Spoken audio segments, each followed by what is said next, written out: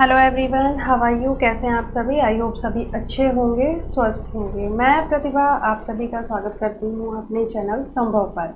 आज जो हम प्रेरक शब्द लेके आए हैं वो शब्द हैं अल्बर्ट आइंस्टीन के, जिनकी बुद्धिमत्ता से और जिनके आविष्कारों से आप सभी परिचित होंगे। उनका कहना था कि जीनियस 1% टैलेंट है और 99% हार्डवर्क। यानी हर कोई जीनियस नहीं होता है, अगर वो सफल होता है तो अपने हार्डवर्क और कठिन परिश्रम की वजह से ही होता है। ऐसा नहीं है कि हाँ हम जन्मजात ही ये गुण लेकर आए हों। ऐसे सिर्फ 1% लोग ही हैं जो जन्मजात टैलेंटेड हैं या वो जीनियस हैं। बाकी जो 99% लोग सफल हैं वो अपने हार्डवर्क की वजह से हैं। तो इसीलिए हमें निरंतर कठोर से कठोर परिश्रम अपनी सफलता के लिए करते रहना चाहिए। इसी के साथ ही हम शुरू करते हैं अपनी वीडियो। और आज हम लेके आए हैं आपके लिए सिंधु घाटी सभ्यता यानी जो इंडस वैली सिविलाइजेशन है उसका सेकंड पार्ट। फर्स्ट पार्ट में हम देख चुके हैं कि किस प्रकार से उसकी खोज हुई थी। पुरातत्ववेत्ताओं ने, जो आर्कियोलॉजिस्ट है, उन्होंने किस तरीके से उसे खोजा था। 1921 में इसके बारे में सबसे पहले पता चला था। और उनके जो नगर नियोजन था, उनका भवन निर्माण था, वो सब हम अपने पहले वीडियो में देख चुके हैं। आज हम जो देखने जा रहे हैं उनकी जो अर्थव्यवस्था थी, उनका जो रहन सहन, उनकी धार्मिक प्रवृत्तियाँ, कैसे उनके देवी देवता थे, उनके विषय में आज हम जानेंगे। साथ ही साथ आज से हम जो शुरू करने जा रहे हैं अपनी वीडियो के अंत में, आज से हम एक क्वेश्चन भी पूछेंगे, क्विज लेके आए हैं और उसका आंसर आप सभी लोग हमें कमेंट बॉक्स में ज़रूर कीजिएगा, ताकि हमें ये पता चल सके कि आप वीडियो को कितने ध्यान से देख रहे हैं। अगर आप लोग उसका आंसर सही से कर पाते हैं तो ठीक है। तो हम शुरू करते हैं सिंधु घाटी सभ्यता का सेकंड पार्ट। सबसे पहले बात करते हैं सिंधु घाटी सभ्यता के लोगों के रहन सहन की। उनका जो रहन सहन था, हमने अभी तक जाना कि वो एक नगरीय सभ्यता थी और कांस्य युगीन सभ्यता थी। उसमें कांस्य का जो प्रचलन था वो शुरू हो गया था, साथ ही साथ वो एक नगरीय सभ्यता थी और काफ़ी विस्तृत स्तर पर जो व्यापार था वो भी अब शुरू हो चुका था। उस समय के मोहनजोदड़ो और हड़प्पा जैसे विशाल और समृद्ध नगरों की सत्ता जो थी, वो इस बात का स्पष्ट प्रमाण है कि जो सिंधु सभ्यता थी उनका आर्थिक जीवन बहुत ही समृद्ध और उन्नत था। तो उसी का प्रभाव उनके रहन सहन पर भी देखने को मिलता है। इस सभ्यता के लोगों का जो आर्थिक जीवन था उसका मुख्य जो आधार था वो क्या था? कृषि। उस समय का जो बेस था अर्थव्यवस्था का वो भी कृषि था और उसी कृषि अतिरेक को वस्तु विनिमय के द्वारा वो क्या करते थे? बाजार में ले जाते थे और उसी में ही फिर व्यापार का नया रास्ता उनके लिए हो जाता। तो अगर हम कृषि की बात करते हैं तो चावल, गेहूं, जौ, ये सभी जो भोज्य पदार्थ थे ये हड़प्पा वासियों के मुख्य भोज्य पदार्थ थे। ये लोग सूती, ऊनी दोनों प्रकार के ही वस्त्र पहनते थे। साथ ही साथ जो यहाँ के निवासी थे वे गेहूं, जौ, मटर, कपास, तिल, चावल इन सब की खेती भी किया करते थे। यानी ये अगर इनके वस्त्रों की बात करें तो सूती और ऊनी दोनों ही प्रकार के वस्त्रों के साक्ष्य हमें देखने को मिले हैं। वहीं अगर फसलों की बात करें तो चावल, गेहूं, जौ और कपास, साथ ही तिल, इन सब की भी ये लोग कृषि कार्य करते थे। इन सब की भी ये लोग खेती किया करते थे। कपास की खेती का जो श्रेय है वो सबसे पहले कपास की खेती का श्रेय सिंधु घाटी सभ्यता को दिया जाता है। यहीं से सबसे पहले कपास की खेती के साक्ष्य हमें मिलते हैं। इसके साथ ही साथ इनके अगर पशुओं की बात की जाए तो पशुओं में ऊंचे कंधे वाले बैल, गायें, भैंस, बकरी, भेड़, सूअर, हाथी और ऊंट जो थे वो इनके पालतू पशु रहे होंगे। इस प्रकार के साक्ष्य भी देखने को मिलते हैं। इसके साथ ही साथ अगर हम बात करें इनके आभूषणों की तो बहुत प्रकार के गहने और आभूषण देखने को मिले हैं, जिनमें हार हो गया, कंगन हो गए या पायल हो गई, बाली, अंगूठी, ये सारे जो आभूषण थे ये इनके प्रिय आभूषण थे। इसके साथ ही साथ जो जनहुदड़ों से साक्ष्य मिले हैं मनका बनाने के कारखाने के, यानी ये लोग अब मनका भी बनाते थे।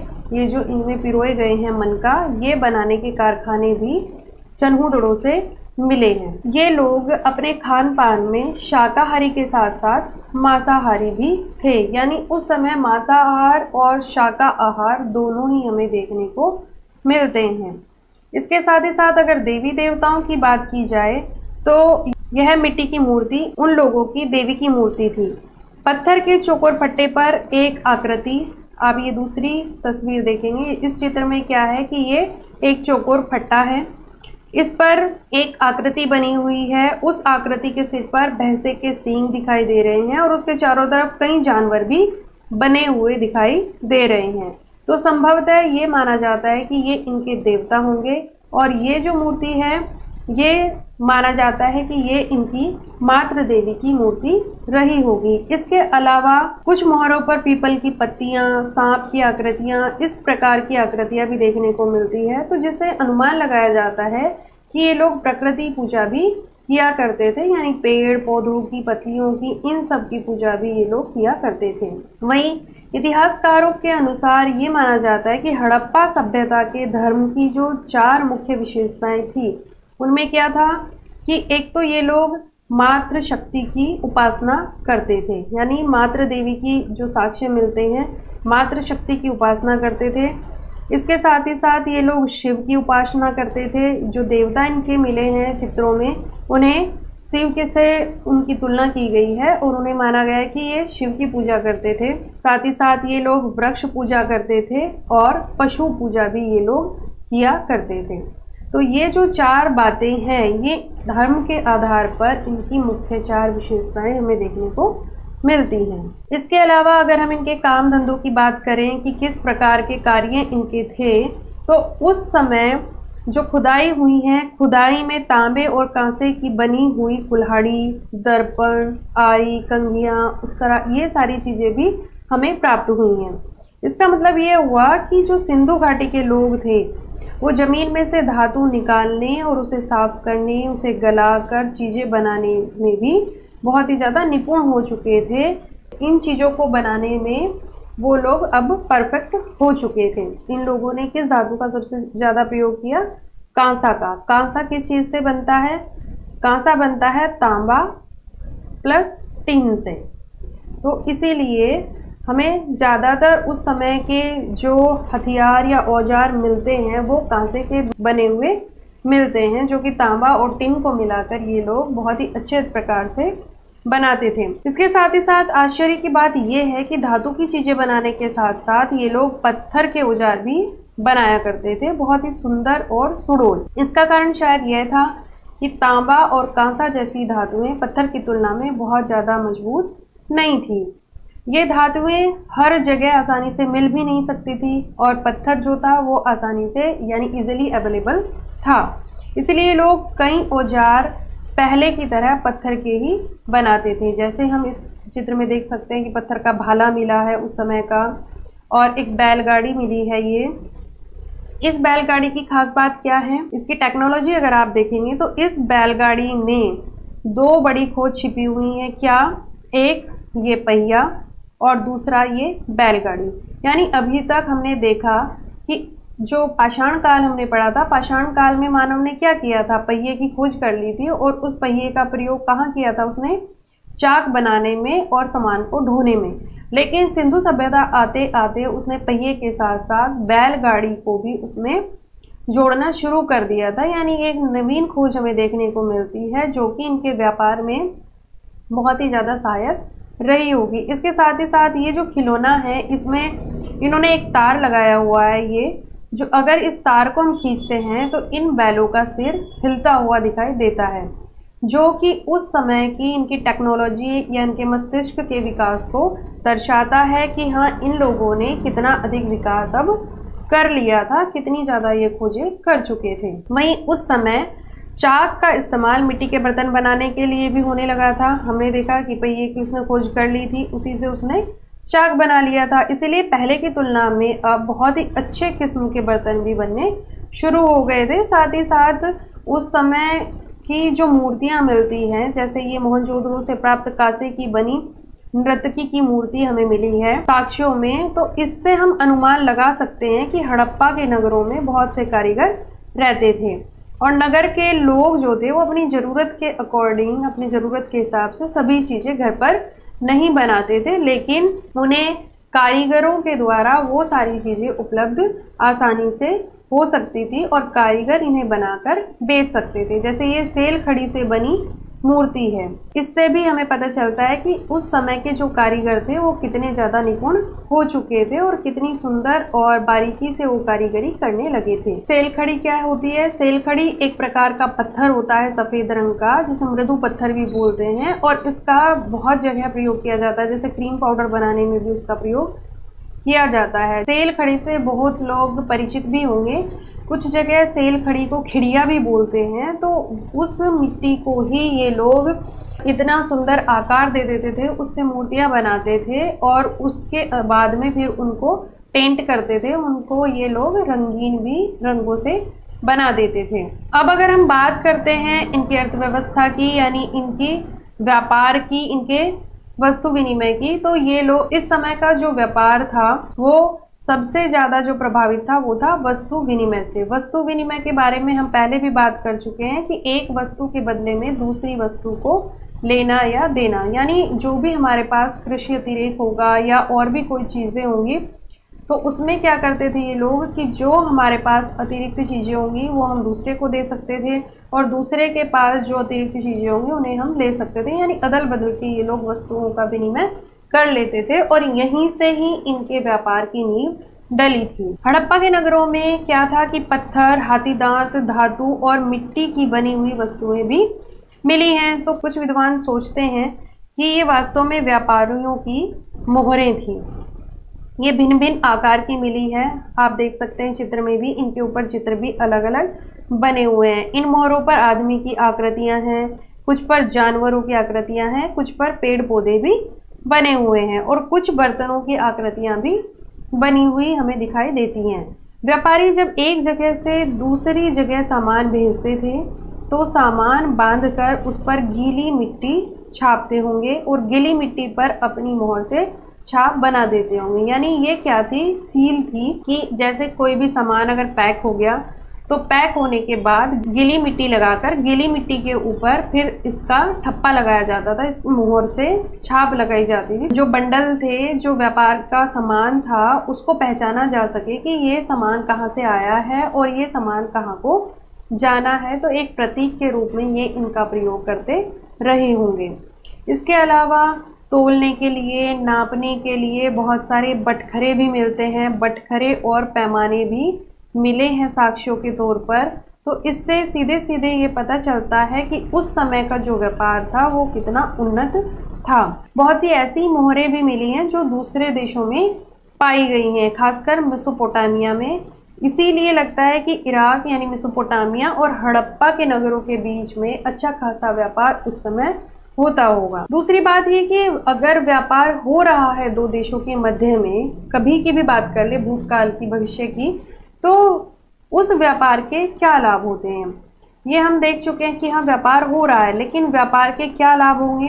तो सीधी सी बात है, सबसे पहली बात तो ये कि आवश्यकता के अनुसार हमें सुंदर और नई नई चीजें आसानी से मिल सकती है। जरूरी नहीं है कि हर चीज हर कोई बना सकता है। तो अगर हम व्यापार कर रहे हैं तो हमें क्या होगा? नई नई चीजें अपनी आवश्यकताओं के अनुसार हमें मिल जाएंगी। दूसरा, एक दूसरे के विचारों का आदान प्रदान भी होता है।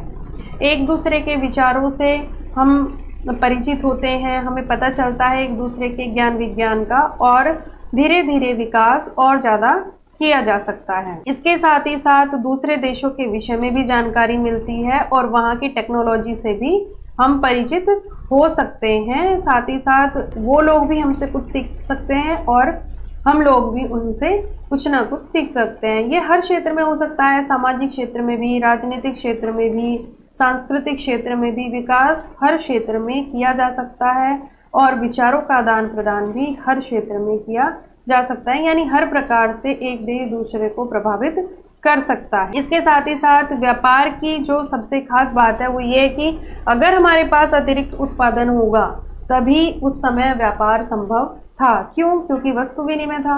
अब वस्तु विनिमय तभी हो सकता है ना कि जब हमारे पास कोई भी चीज अतिरिक्त होगी, यानी हमारी आवश्यकता से अधिक अगर हमारे पास कोई चीज होगी, हम तभी तो उसका व्यापार करेंगे। व्यापार के साथ साथ तोल और माप की जो निश्चित मानों की सत्ता इस बात की सूचक है, यानी जो मानक मिलते हैं नाप तोल के, तो इस बात से हमें पता चलता है कि उस समय में जो व्यापार था वो अच्छी और उन्नत दशा में था। मोहनजोदड़ो और हड़प्पा के जो अवशेष हैं उनमें बहुत सी वस्तुएं मिली हैं जो ऐसी वस्तुएं हैं कि उनकी उपज वहां नहीं हुई होगी, तो उससे हम अनुमान लगा सकते हैं कि वो व्यापार के माध्यम से ही दूसरे देशों से या दूसरे प्रदेशों से वहां आई होगी। जैसे अगर हम बात करें सिंधु सभ्यता के लोग चांदी, टीन, शीशा और सोना ये सब अफगानिस्तान से मंगाते थे, साथ ही साथ ईरान से भी मंगाते थे। बहुमूल्य पत्थर वो बदख्शां से मंगाते थे। इसके साथ ही साथ जो तांबा था, तांबे के लिए वो राजस्थान या राजपूताना पर निर्भर थे। वहीं सीपी, शंख, कौड़ी ये सब उनके प्रयोग में हमें देखने को मिलता है और ये सारी चीजें उन्हें समुद्री तट से मिलती होंगी। इसके साथ ही साथ अगर हम इनके व्यापार की बात करें तो व्यापार तभी संभव था जब व्यापारियों का वर्ग भली प्रकार से विकसित हो चुका हो, साथ ही साथ उनका जो आवागमन के साधन थे वो भी बहुत अच्छे और उन्नत रहे हों। उस समय के जो व्यापारी थे वो काफिले में चलते थे, स्थल मार्ग से और जल मार्ग से, दोनों से ही। क्योंकि उस समय की जो हमें मुद्राएं और साक्ष्य मिले हैं तो उनके ऊपर जहाज के चित्र भी अंकित हैं, तो उन जहाज के चित्रों से हम अनुमान लगा सकते हैं कि उन्हें जहाज का भी पता था। वो लोग इस चीज से परिचित थे कि अगर हमें जल मार्ग से जाना है व्यापार करने के लिए तो किस प्रकार से जा सकते हैं, तो वो किस चीज का प्रयोग करते थे, उस समय जहाज का प्रयोग भी वो लोग किया करते थे। साथ ही साथ अगर स्थल मार्ग से उन्हें जाना था तो वो लोग बैलगाड़ियों का प्रयोग भी करते थे, ताकि उनके लिए एक स्थान से दूसरे स्थान पर जाना सुलभ हो जाए और वो लंबी लंबी यात्राएं भी कर सके। इन्हीं सब चीजों ने उनके व्यापार में बहुत ही ज्यादा विकास किया। अब अगर हम बात करें उनके लिपि की, उनकी लिखावट की, तो उनकी जो लिपि या लिखावट थी, उनकी जो लेखन कला थी वो क्या थी, चित्रात्मक थी। इसीलिए अभी तक इसको किसी ने पढ़ा नहीं है, इन चित्रों को कोई पढ़ नहीं पाया है।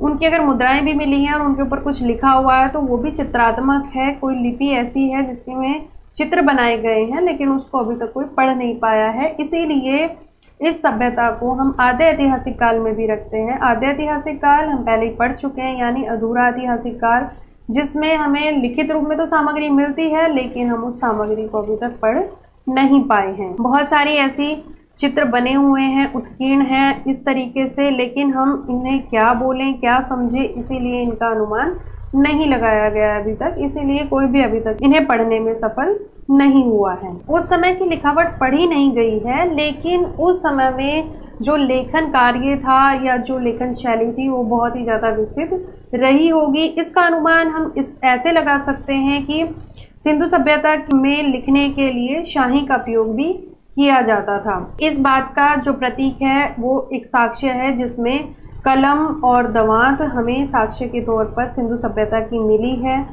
इसकी उपलब्धि से इस बात में कोई भी संदेह नहीं रह जाता कि सिंधु सभ्यता के लोग अपने लेखों को केवल उत्कीर्ण ही नहीं करते थे बल्कि वो कलम और दवात से लिखते भी थे। अगर वो ऐसा नहीं करते तो फिर हमें कलम दवात जो साक्ष्य के तौर पर मिली है उसका प्रयोग वो किस लिए करते हैं। इसके साथ ही साथ हड़प्पा संस्कृति के लोथल क्षेत्र में मिले बंदरगाह के अवशेषों से ये पता चलता है कि ये लोग नदी या समुद्र से भी व्यापार करते थे। इसके बारे में हम पहले ही बात कर चुके हैं। लोथल मुख्यतः जो था वो व्यापारिक नगर रहा होगा, क्योंकि यहाँ से बंदरगाह यानी गोदीवाड़ा मिला है, बंदरगाह पत्तन मिला है, साथ ही साथ मोहरे और गोदाम के अवशेष भी यहाँ से मिलते हैं। तो हम ये देख चुके हैं कि नगर निर्माण योजना के साथ साथ बहुत सी अन्य विशेषताओं के आधार पर भी हम यह अनुमान लगा सकते हैं कि इसकी जो शासन व्यवस्था थी वो काफ़ी सुदृढ़ रही होगी, और साथ ही साथ युद्ध संबंधी जो अस्त्र शस्त्रों के न मिलने का कारण है वो यही कहा जा सकता है कि इस राज्य में बहुत ही शांति और सुव्यवस्था उस समय रही होगी। यानी ये लोग युद्ध की तरफ ध्यान ना देकर केवल विकास और व्यापार की ओर ही ध्यान देते होंगे। लेकिन फिर भी ये नगर समाप्त हो गए। इन नगरों की समाप्ति का क्या कारण हो सकता है, किस तरीके से ये सभ्यता समाप्त हुई होगी, इसके विषय में बहुत सारे जो विद्वान हैं उन लोगों का कहना है, जैसे जॉन मार्शल है, उनका कहना है कि शायद भूकंप आया होगा और भूकंप की वजह से जो पूरा नगर है वो समाप्त हो गए होंगे। वहीं ऑरेल स्टाइन है, उनका कहना है कि जलवायु में परिवर्तन हुआ होगा, बहुत ज़्यादा गर्मी हुई होगी या कुछ भी ऐसा जलवायु में परिवर्तन हुआ होगा जिसकी वजह से सारे नगर के नगर समाप्त हो गए। जैसे अर्नेस्ट मैके और जॉन मार्शल है, उनका कहना है कि शायद बहुत ज़्यादा बाढ़ आई होगी, उस बाढ़ के कारण उन नगरों को बाढ़ अपने साथ ही बहाकर ले गई होगी। वहीं गार्डन चाइल्ड और व्हीलर का कहना है कि हो सकता है कि आर्यों का आक्रमण हुआ होगा और आर्यों के आक्रमण के कारण ही वो सभ्यता समाप्त हो गई। आर्यों ने उस सभ्यता को समाप्त करके पूर्ण रूप से और फिर वहाँ पर नए वंश की नई सभ्यता की नींव डाली होगी। तो इस विषय में कोई भी एक बात नहीं कही जाती है, क्योंकि आज से 4-5 हजार साल पहले की बात है कि हड़प्पा में नगर बसे हुए थे, लेकिन ये नगर लगभग 1000 साल तक बने रहे। फिर किसी कारण से ये नगर नष्ट हो गए और मिट्टी में दब गए, लेकिन हम पूर्ण रूप से यह नहीं कह सकते कि क्या कारण रहा होगा, केवल अनुमान ही इसके बारे में लगाया जा सकता है। वहीं नगर निर्माण कला का अगर हम विकास देखें तो इस सभ्यता की ये विशिष्ट देन है, यानी जो नगर निर्माण कला थी उस समय की वो विशिष्ट थी। यहाँ के लोगों ने घर बनाने में पकी ईंटों का प्रयोग किया था, यह हम पहले ही देख चुके हैं। वहीं साथ ही साथ इस समय की जो पानी निकास के लिए नालियां बनाई गई थी, उनकी जो समुचित व्यवस्था की गई थी वो सबसे ज़्यादा बेस्ट थी। सर्वप्रथम हड़प्पा वासियों ने ही हड़प्पा सभ्यता के नगरों में इस प्रकार की व्यवस्था की थी कि जो नगर व्यवस्था थी, जो सड़कें थी, जो नालियां थी, जो गलियां थी, इस प्रकार की व्यवस्था, इस प्रकार से सुनिश्चित ढंग से बसाए हुए नगर हमें और किसी सभ्यता में इस प्रकार से नहीं मिल पाते हैं। लेकिन हड़प्पा सभ्यता के नगरों के खत्म होने के बाद सैकड़ों वर्षों तक भारत में कोई नगर नहीं बसे, इस यानी उन नगरों का जो साक्ष्य है हमें नहीं मिल पाता है। हमें सबसे पहले सिंधु सभ्यता के नगरों का साक्ष्य मिलता है, उसके बाद काफी गैप रहेगा, फिर हमें ग्रामीण सभ्यताएं तो देखने को मिलती हैं, लेकिन नगरीय सभ्यताएं काफी समय के बाद हमें देखने को मिलती हैं। इसके साथ ही साथ इसकी जो खास बात थी नगरीय सभ्यता होने के साथ साथ कि ये एक कांस्य युगीन सभ्यता थी, ये आद्य ऐतिहासिक काल था, ये प्रथम नगरीय सभ्यता थी। ये सारे फैक्ट बहुत ही ज़्यादा इम्पोर्टेंट हैं सभी एग्ज़ाम के लिए। और साथ ही साथ कपास का इन्होंने सबसे पहले प्रयोग किया था, कपास की खेती का श्रेय भी सिंधु सभ्यता को ही दिया जाता है। वहीं अगर हम बात करते हैं इनकी लिपि की, तो जितनी भी भारतीय लिपियां हैं वो बाएं से दाएं लिखी जाती है, यानी लेफ्ट हैंड से हम स्टार्ट करते हैं लिखना और अपने राइट हैंड की साइड इस तरीके से लिखते हुए जाते हैं। लेकिन जो हड़प्पा की लिपि है उसके विषय में ये कहा जाता है कि ये दाएं से शुरू होकर बाएं की साइड जाती है, यानी राइट हैंड से हम लिखना शुरू करते हैं और लेफ्ट हैंड तक हम इसको लिखते हुए चले जाते हैं। ठीक है, तो ये बात हो गई सिंधु सभ्यता की। हम नेक्स्ट वीडियो में इसके और फैक्ट लेके आएंगे। अब जो समय है वो है क्विज का। हम देखते हैं कि आप सभी ने कितने ध्यान से हमारी वीडियो को देखा, तो आप लोग हमें कमेंट बॉक्स में आंसर जरूर कीजिएगा। इससे आप लोगों का जो कंसंट्रेशन पावर है वो भी हमें पता चलेगी कि हाँ आप लोग कितनी एकाग्र होकर किसी भी विषय को सुनते, समझते या पढ़ते हैं। तो आज का हमारा प्रश्न है कि सिंधु घाटी की सभ्यता कैसी थी। इसमें ऑप्शन हमने आप लोगों को दिए हैं, ग्रामीण सभ्यता, नगरीय सभ्यता या अर्ध नगरीय सभ्यता। ठीक है, इसके साथ ही हमें आज्ञा दीजिए, मिलते हैं अपनी नेक्स्ट वीडियो में। Thank you so much.